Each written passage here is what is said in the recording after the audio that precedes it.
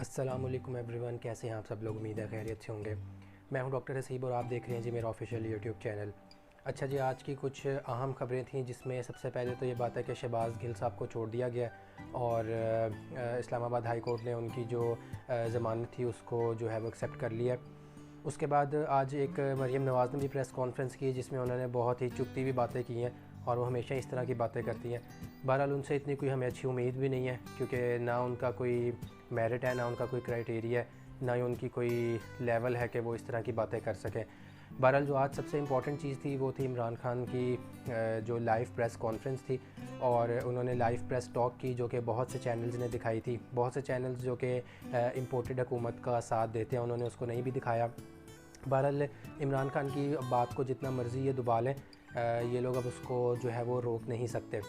खैर, आज जो हमारे सीनियर एंकर है इमरान रियाज़ खान साहब, उनके जो चैनल था उसके ऊपर भी वो लाइव वीडियो आई थी, और मैं आपके लिए कुछ क्लिप्स लेके आया हूँ जो इंपॉर्टेंट क्लिप्स थे इमरान खान की आज की टॉक में। वो मैंने क्लिप्स जो है वो इमरान रियाज़ खान का जो चैनल है उससे मैंने लिए हैं। ये चीज़ बताना ज़रूरी है क्योंकि कॉपीराइट क्लेम के लिए फिर इसका इशू होता है। मैं नीचे अपनी डिस्क्रिप्शन में इनके चैनल को भी जो है वो टैग कर दूँगा और उनको इसका क्रेडिट भी दूँगा। मैंने कुछ क्लिप्स आप लोगों के लिए भी उसमें से सिलेक्ट किए हैं, तो मैं वो क्लिप्स जो है वो प्ले करता हूँ, आप लोग भी अपनी स्क्रीन पे देखें और फिर हम इसके बाद इसके बारे में थोड़ी सी डिस्कशन करेंगे। ये मैं क्लिप ऑन करता हूँ जी, ये क्लिप स्टार्ट हो। वो अल्लाह ने इनको एक्सपोज किया क्योंकि इनका मकसद तो था ही नहीं, महंगाई दूर करना तो इनका मकसद था ही नहीं, वो तो एक बहाना था। इन्होंने अपने करप्शन के केसेस बचाने थे, जो 1100 अरब रुपए के 1100 अरब रुपए के इनके ऊपर करप्शन के केसेस थे, जो 60% कैबिनेट जमानत पे है। इनकी जनाब 18% से सेंसिटिव प्राइस इंडेक्स गई है 45% पे।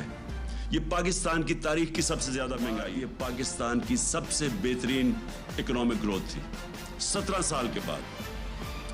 अब ये मुझे बताएं कि आज प्रेडिक्ट कर रहे हैं कि 0.6% पे ग्रोथ रेट चली गई है, यानी वहां से गिर के नीचे आ गई है। इसका मतलब क्या है? अब इसका मतलब ये है कि हमारी एक्सपोर्ट्स और कम हो जाएंगी।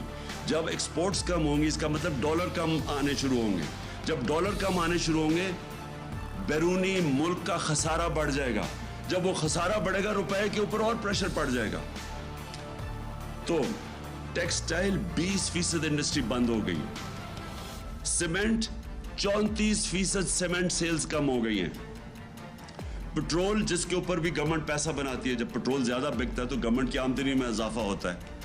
22% पेट्रोल महंगाई की वजह से वो कम हो गया, जिसकी वजह से वर्ल्ड बैंक और IMF अब कह रही हैं कि पाकिस्तान इंतशार की तरफ जा रहा है, सिविल अनरेस्ट की तरफ जा रहा है, श्रीलंका वाले सिचुएशन की तरफ जा रहा है, क्योंकि इनके पास अब कोई हल नहीं है इसका। तो मैं आखिर में अब जो जिसकी वजह से मैंने ये आज आपके सामने प्रेस कॉन्फ्रेंस की थी, मैं जो आपके सामने अब चीज रखना चाहता हूं वो क्या है। एक मैं आपको फिगर देता हूं। एक होती है इंटरनेशनली, एक मुल्क की रिस्क होती है, यानी अगर हम इस मुल्क को कर्जा दें तो वो क्या चांस है वो कर्जा वापस करने की, उस मुल्क को वो क्या उसके पास इतनी सकत है कि वो कर्जा वापस कर सकती है। पाकिस्तान की जो फाइनेंसिंग है, यानी हमें हर साल, इस साल हमें 30 अरब डॉलर हमें फाइनेंस करना है। मुश्किल से हमने अपनी मायशत को संभाला हुआ। अगर इस मुल्क में सियासी इस्तेकाम ना रहा, अगर आपने ये पॉलिटिकल डिस्टेबलाइजेशन होने दी, क्योंकि पावर तो जिसके पास है वो रोक सकते थे ये जो साजिश हुई है हमारे खिलाफ। मैंने तब कहा और मैंने शौकत तरीन को भी कहा कि इनको बताओ कि एक दफा हमारी सियासी इस्तेकाम ना रहा, यानी ये जो वोट ऑफ नो कॉन्फिडेंस ये जो दायर कर रहे हैं और पॉलिटिकल इंस्टेबिलिटी आ रही है, इसका डायरेक्ट इम्पैक्ट पड़ेगा हमारी मायशत पे। मायशत जो होती है वो रिलेटेड होती है आपकी सियासी इस्तेकाम के साथ। जैसे ही आपका सियासी इस्तेकाम बिखरता है, मायशत भी बिखरती है, लोगों का कॉन्फिडेंस चला जाता है।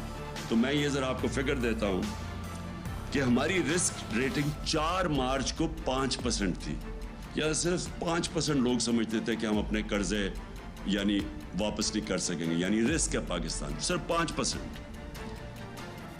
जैसे ही इन्होंने vote of no confidence table की असेंबली में, 4 दिनों के अंदर वो वहां से गई 5% से दुगनी होकर 9% पे चली गई, सिर्फ क्योंकि जैसे ही उनको लगा कि अब पॉलिटिकली स्टेबल नहीं होगा मुल्क, पॉलिटिकल इंस्टेबिलिटी होगी, दुगनी होगी रिस्क रेट।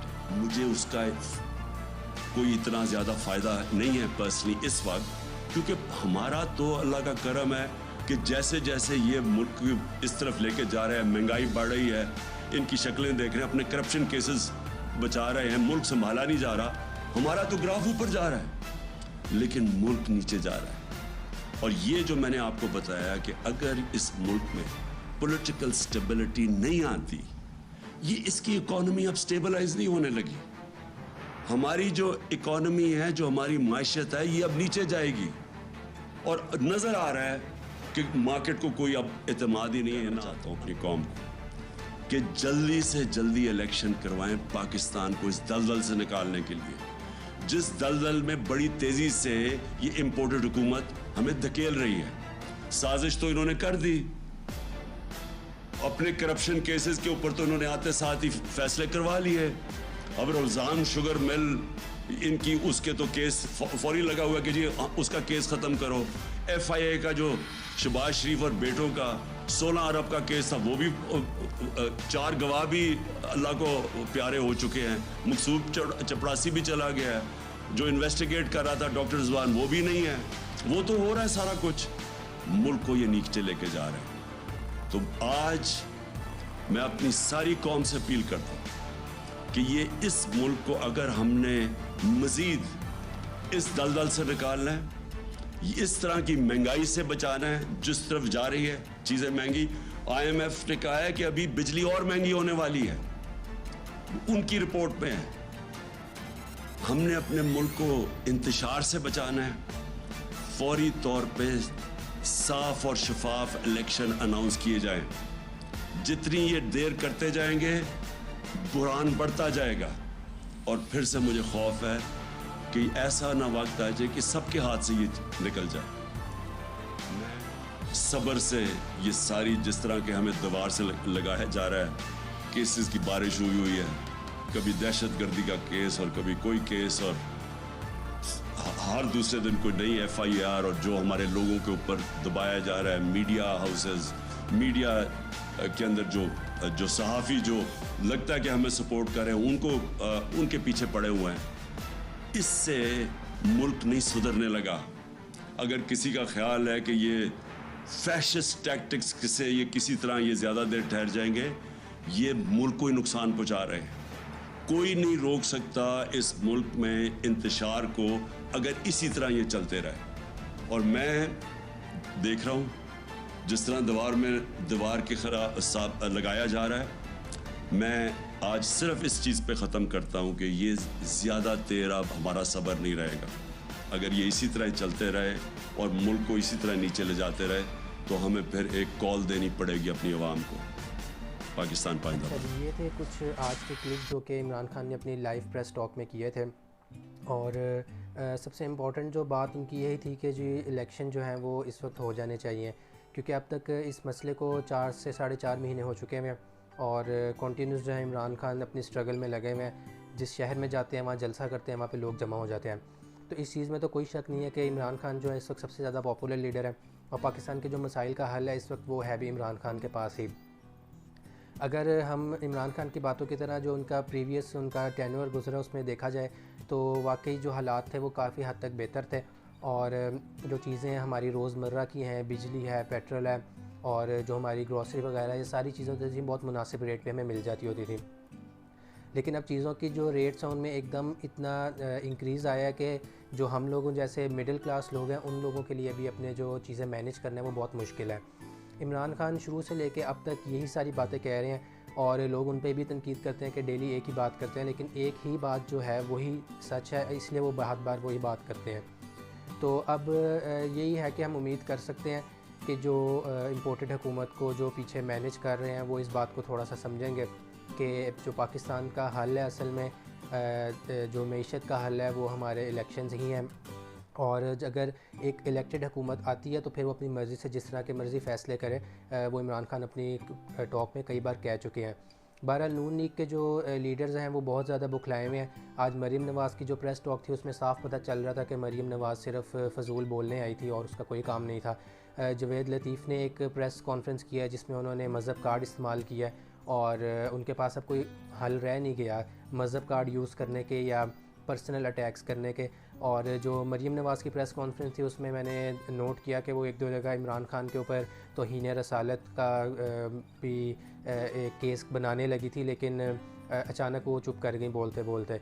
बहरहाल नून लीग जो है वो बिल्कुल बौखला गई है। पीपल्स पार्टी और MQM देखने में ऐसे लग रहा है कि उन्होंने अपने हाथ उठा लिए और उन्होंने नून लीग को अकेला छोड़ दिया, क्योंकि इस सारी लड़ाई में जो सबसे ज़्यादा ज़लालत है वो नून लीग की हो रही है।